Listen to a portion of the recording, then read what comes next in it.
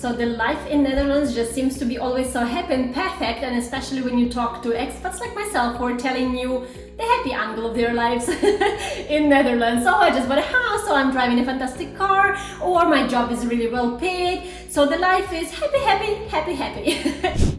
And so this is my swimming pool, guys. It used to look like you can see, but this is the reality right now.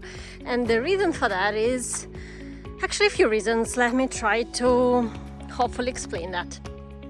In this video, I'm gonna tell you what actually really sucks in living in the Netherlands.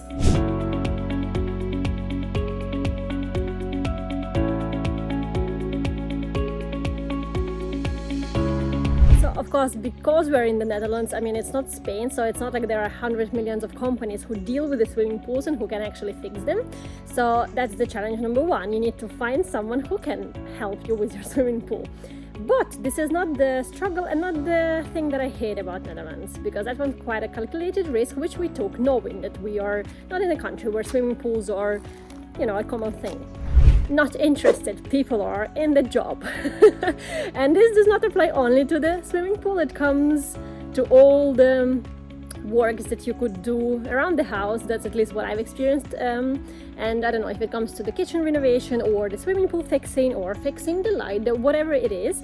So you can find someone who is hopefully going to do it at some point, but it's very difficult to get that person to actually do it.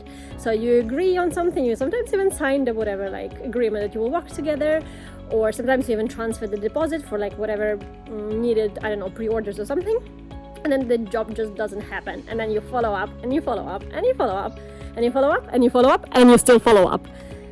And that is very much annoying. Like 5 or I don't even know now, I lost the count of the companies that promised to fix it.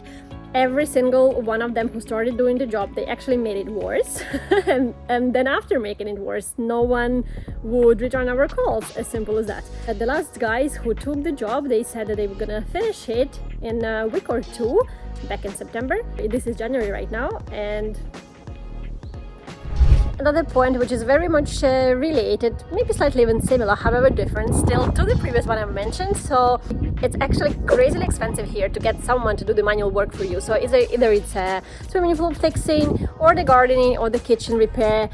Them works cost like crazy money, and by crazy money I mean, so we've got a garden which needs trimming, like the trees cutting and all of that, probably twice a year ideally, and of course you can, I mean, it's a physical work, so it requires, of course, time, but there's no kind of, you know, we don't need to plant a new garden or design a new design for that garden. So we got a quote for doing that type of work, and believe it or not, the guy came with a 3,000 euro quote for one time, and the guy appeared actually with just kind of cutting scissors for the garden, which we have ourselves, and knew as much as I know about the gardens and the trees that we have in here. So it's easy to guess now that me and Jav are having a new hobby of trimming the garden for free and saving quite a bunch of money for ourselves.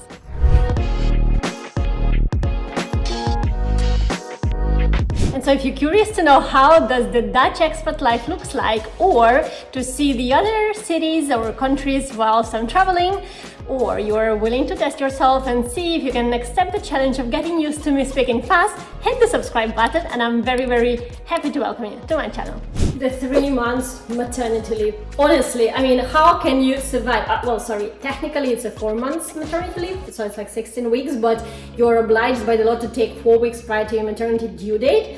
And also the interesting point, if you happen to deliver earlier than your due date, you lose them few days or whatever time that you've delivered earlier, then you've taken your 4 weeks prior to the delivery date maternity leave. So it's a little bit unfair, but also, I mean, 3 months with a baby, so you're coming back to full-time work.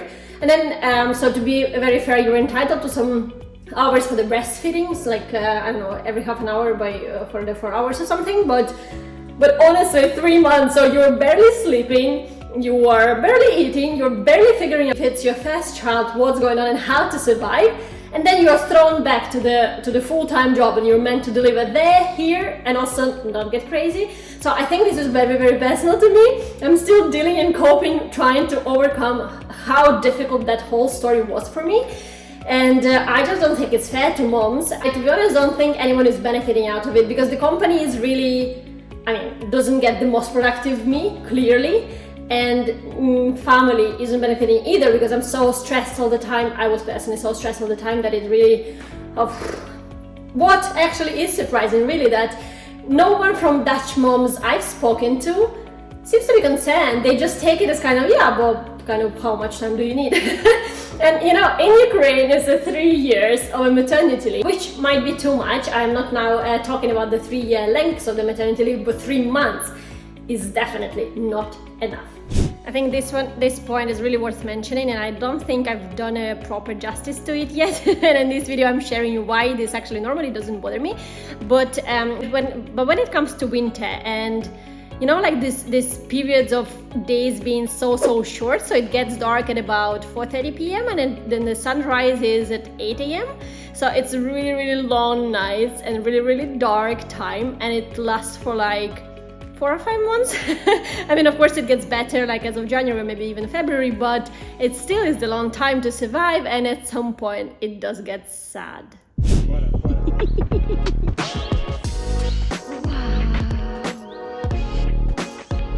They promised plus 10 centimeters of snow by tomorrow. I'm really looking forward to that.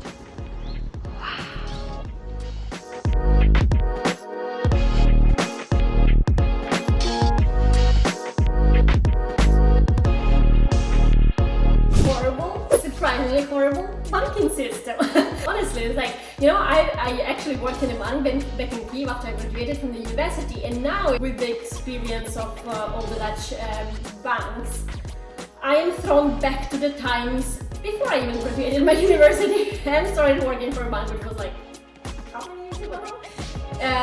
And the system is like, everything is just so old school, nothing really works. They are offering you online banking for free, and they're saying, oh, that's such a benefit of our bank. And I was like, what? Every single bank in Ukraine does it. So it's really odd for me that it just kind of,